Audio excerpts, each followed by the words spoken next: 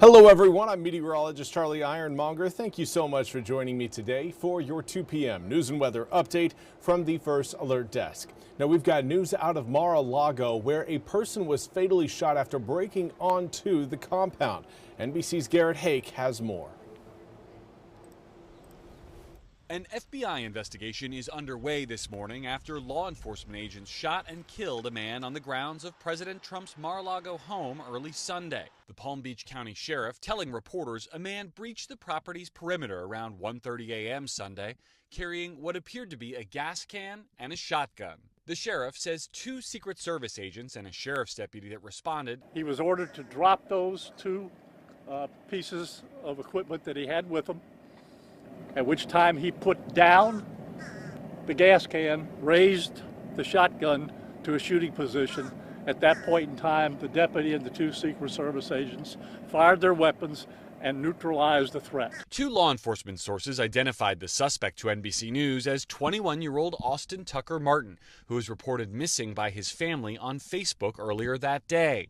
This drone video shows his home in Cameron, North Carolina. His cousin, speaking to the AP, saying that the family are Trump supporters, but that Martin was, quote, quiet, never really talked about anything. There have been multiple previous threats against President Trump, including the assassination attempt in Butler in Pennsylvania in 2024 and another at Trump's Florida golf course in 2024. A man with a rifle arrested while the president was playing. Of this most recent intruder, officials say the encounter with Martin happened near the gate of Mar-a-Lago, inside the property, though stressing that the president was in Washington, having hosted Republican governors at the White House the night before. The FBI asking for the public's help as the investigation continues. If you live in the area of the shooting, please check your exterior cameras. If you see anything that looks suspicious or out of place, please contact us.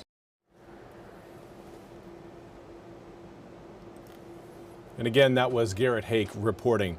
We now want to turn our attention to a vehicle fire that happened this past Friday that left a home with quite a bit of damage. Here you're seeing some of that damage on your screen. Friday, just after 9 p.m., Greenville Fire and Rescue Engine 5 went to the area of Seagrave Drive and Davenport Farm Road. Now, the Red Oak Community Rural Fire Department, as well as more units, responded when the call was upgraded. Firefighters used a nearby hydrant for water supply, and crews remained on scene for about an hour. And now for your weather forecast. We continue again to monitor the massive nor'easter that is creating blizzard conditions across all 5 boroughs of New York City. It has been a day of snow for New England, pretty much stretching from the northern portion of the Chesapeake Bay around the Delmarva Peninsula all the way up towards Maine and into Canada.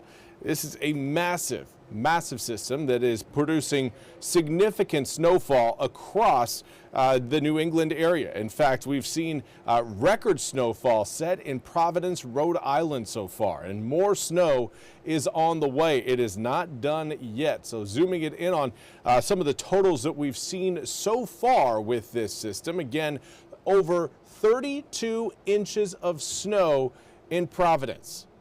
That is a ton, almost 2 feet in Toms River, New Jersey, 14.5 inches in Atlantic City, New York. Right now, just under 20 inches of snow. But, you know, we're kind of taking readings before the event is even done. So snowfall totals will surpass the numbers you're seeing on your screen. Just want to give you guys an update of what we have seen so far with that massive system. I know there's probably more than a few of you with friends and family up in that area. They are getting quite the snow system today, and it will linger into tomorrow as well. At least the snow certainly will. Could end up seeing a few more flakes come down later on this week. Now, for eastern North Carolina's weather, quite a bit calmer. Quite a bit calmer. We do have, again, strong winds that right now are blowing in at around 10 to 20 miles an hour out of the northwest, sustained with gusts reaching upwards around 25 to 35 miles an hour. But those winds are gradually going to relax over the next several hours. Currently looking at the mid-40s right now in New Bern, but it feels like the mid-30s because of those winds. 17-mile-an-hour wind out of the northwest is making 44 feel more like 36. And air temperatures right now sitting in the low to mid 40s.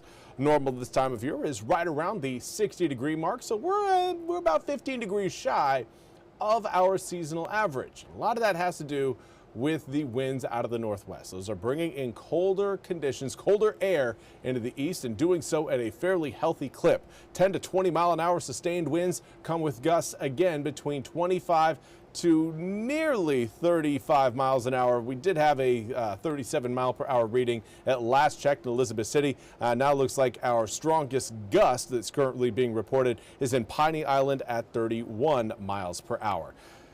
Let's take a look at what we've got coming up for this afternoon, and it's more of the same, albeit with a little bit more cloud cover. Starting to see those clouds slowly filter overhead. That'll be a process that continues as we head towards 3, 4, and 5 p.m. And overnight tonight, it is going to be straight up cloudy throughout eastern North Carolina. A lot of those clouds will depart once we get past midnight tonight, and that will leave us with overnight air temperatures dropping down into the upper 20s to low 30s.